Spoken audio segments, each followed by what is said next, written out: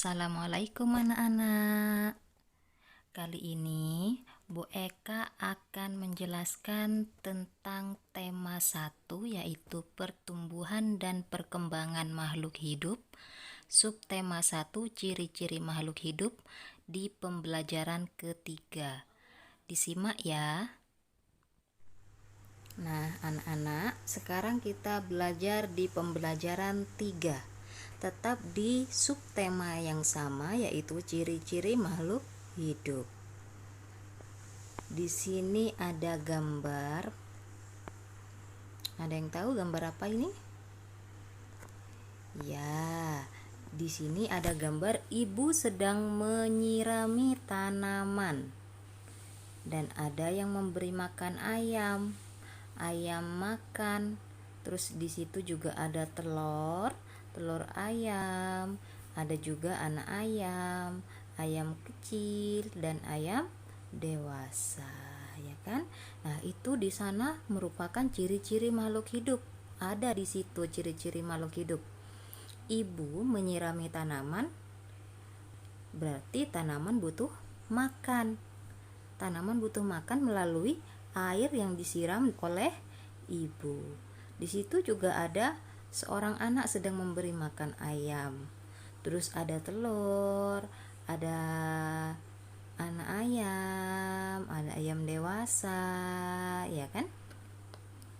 Di situ juga pertumbuhan makhluk hidup. Makhluk hidup dapat tumbuh dan berkembang. Kalau yang makan, anak ayam makan, terus tanaman disirami ibu, itu merupakan tanaman butuh makan, atau makhluk hidup butuh minum dan makan. Kalian masih ingat ciri-ciri makhluk hidup apa saja? Ciri-ciri makhluk hidup yaitu yang pertama, makhluk hidup bernafas. Yang kedua, makhluk hidup bergerak. Yang ketiga, makhluk hidup bertumbuh dan berkembang. Yang keempat, makhluk hidup membutuhkan makanan dan minuman. Yang kelima, makhluk hidup berkembang biak. Dan yang terakhir, yang keenam, makhluk hidup peka terhadap rangsangan. Di pembelajaran kedua kemarin kan sudah kalian mempelajari tentang makhluk hidup peka terhadap rangsangan dan makhluk hidup berkembang biak. Kalian paham ya setelah kalian melihat gambar yang ada di layar ini. Apakah kamu masih ingat dengan ciri-ciri makhluk hidup? Masih kan, yang tadi Bu Eka jelaskan di awal ya. Apa saja ciri-ciri makhluk hidup yang kamu temukan dari gambar tersebut? Seperti tadi, ciri-cirinya apa? Ciri-cirinya yaitu makhluk hidup membutuhkan makan dan minum ya. Nah, di sini ada tugas. Kalian tuliskan ciri-ciri tersebut pada tempat yang tersedia. Di sini ada ciri-ciri makhluk hidup. Yang pertama, tumbuhan memerlukan air. Kegiatannya apa? Ibu menyiram tanaman. Yang kedua, kegiatannya itu misalnya namanya Lani. Lani memberi makan ayam. Berarti ciri-ciri makhluk hidupnya apa? Ciri-ciri makhluk hidupnya yaitu ayam membutuhkan makan. Kalian isi sampai nomor 6. Paham ya? Sampai di sini. Nah, anak-anak, coba kalian amati kedua gambar yang ada pada gambar. Di situ ada hubungan antara kedua gambar, yaitu adanya saling ketergantungan antara manusia dan hewan. Apa sih ketergantungan antara manusia dan hewan? Coba kalian amati di gambar yang kiri. Di situ keluarga Siti sedang makan dengan lauk, telur, dan ayam. Coba kalian lihat di meja makan. Ada telur dan juga ada ayam. Gambar pertama itu menunjukkan Siti dan keluarga membutuhkan makan yang bisa berasal dari makhluk lain. Contohnya ayam dan tumbuhan. Keluarga Siti membutuhkan ayam sebagai lauk dan membutuhkan tumbuhan sebagai sayuran. Nah, Yang kedua, gambar yang sebelah kanan yaitu menunjukkan perkembangbiakan ayam, mulai dari telur, terus kemudian menjadi anak ayam, dan selanjutnya tumbuh menjadi ayam dewasa. Maka dari itu ada ketergantungan antara ayam dan manusia. Nah, ada salah satu ciri makhluk hidup. Salah satunya yaitu dengan cara berkembang biak dan tumbuh. Ayam berasal dari telur yang menetas menjadi anak ayam. Kemudian anak ayam tumbuh menjadi ayam dewasa. Nah, setelah dewasa, ayam betina itu akan menghasilkan telur kembali. Anak ayam itu sangat lucu untuk dilihat dan dimainkan. Siapa yang suka melihat dan memainkan anak ayam? Apalagi sekarang ada ayam yang warna-warni, ya kan? Nah, tetapi kalian harus hati-hati. Induk ayam akan marah jika kita mengganggu anaknya. Nah, kita dapat melihat anak ayam yang lucu sambil menyanyikan lagu tentang anak ayam. Ada yang tahu lagu tentang anak ayam seperti apa? Nah, yuk kita bernyanyi bersama-sama menyanyikan lagu anak ayam. Nah, di sini ada lagu anak ayam. Ada yang tahu lagu anak ayam seperti apa? Nah, Bu Eka sekarang akan mencontohkan lagu anak ayam. Disimak ya. Teko teko teko tek, anak ayam turun berkotek. Teko teko teko tek, anak ayam turun berkotek. Anak ayam turunlah 4, mati 1 tinggallah 3. Anak ayam turunlah 3, mati 1 tinggallah 2. Teko teko teko tek, anak ayam turun berkotek. Teko teko teko tek, anak ayam turun berkotek. Anak ayam turunlah 2, mati 1 tinggallah 1. Anak ayam turunlah 1, mati 1 tinggal induknya. Nah, seperti itu contoh lagu anak ayam. Apa kalian ada yang tahu sebelumnya lagu anak ayam? Coba sekarang kalian ikuti lagu anak ayam yang sudah Budiah Eka contohkan ya.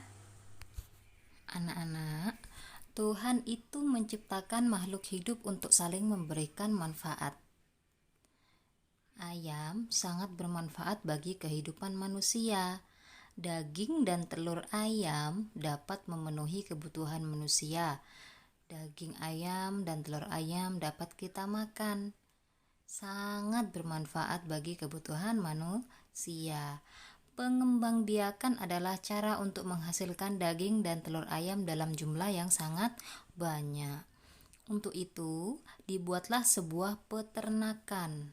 Jadi dengan adanya peternakan dapat menghasilkan daging dan telur ayam dalam jumlah banyak. Peternakan dapat menghasilkan ternak ayam dalam jumlah yang besar dan dalam waktu yang singkat. Biasanya ada ribuan ayam, ada yang ratusan ayam. Jadi di peternakan ayam itu, ayam-ayam yang ada di peternakan itu ada dalam jumlah yang sangat besar ya. Maka untuk menghasilkan daging dan telur ayam juga dalam jumlah yang sangat banyak. Nah, di sini ada contoh daftar jumlah telur yang dihasilkan beberapa peternakan dalam setiap bulannya. Ada 5 peternakan. Nah, di peternakan A, jumlah telur yang dihasilkan per bulan ada 3.000 butir telur. Bayangkan jika satu ayam saja dapat menghasilkan 5 butir telur. Biasanya kan peternakan itu mempunyai banyak ayam, ribuan ayam. Kalau satu ayam saja dapat menghasilkan 5 butir telur dalam satu hari, berapa yang akan dihasilkan telur dalam per bulannya? Nah, di sini ada peternakan A, jumlah telur yang dihasilkan per bulannya yaitu mencapai 3.000 butir telur. Di peternakan B, jumlah telurnya yaitu 1.500 butir telur. Peternakan C, 3.500 butir telur. Nah, di peternakan D, jumlah telurnya yaitu 2.000 butir telur. Peternakan E, 2.500 butir telur. Nah, peternakan siapa yang paling banyak menghasilkan telur per bulan? Yang paling banyak. Ya, benar, peternakan C. Peternakan C dapat menghasilkan telur 3.500 butir telur. Dan siapa peternakan yang paling sedikit? Peternakan yang paling sedikit menghasilkan telur, peternakan apa? Benar sekali, peternakan B. Peternakan B dapat menghasilkan telur 1.500 butir telur dalam tiap bulan. Nah, kalian di sini ada soal, kalian disuruh mengurutkan peternakan berdasarkan banyaknya telur yang dihasilkan per bulan. Mulailah dari peternakan dengan hasil telur paling sedikit. Jadi kalian harus mengurutkan peternakan mana yang paling sedikit sampai ke peternakan yang paling banyak menghasilkan telur. Kalian dapat mengambil data dari tabel di atas ini. Kalian urutkan mulai dari yang terkecil sampai ke terbesar. Kalian paham ya sampai di sini ya? Nah, masih ingatkah kalian dengan cara membaca nama dan lambang bilangan? Apa sih nama bilangan? Nama bilangan yaitu kita membacanya, misalnya 1.250, itu namanya nama bilangan. Kalau lambang bilangan mana Bu Eka? Lambang bilangan yaitu angkanya. Nah, paham ya? Di sini ada soal, pasangkan nama dan lambang bilangan dengan cara menghubungkan titik dengan garis. Nah, di sini ada gambar lingkaran dan gambar persegi panjang. Di gambar lingkaran ada lambang bilangan. Di gambar persegi panjang ada gambar 1.250, ada nama bilangan ya. Kalian pasangkan 1.250, pasangannya mana?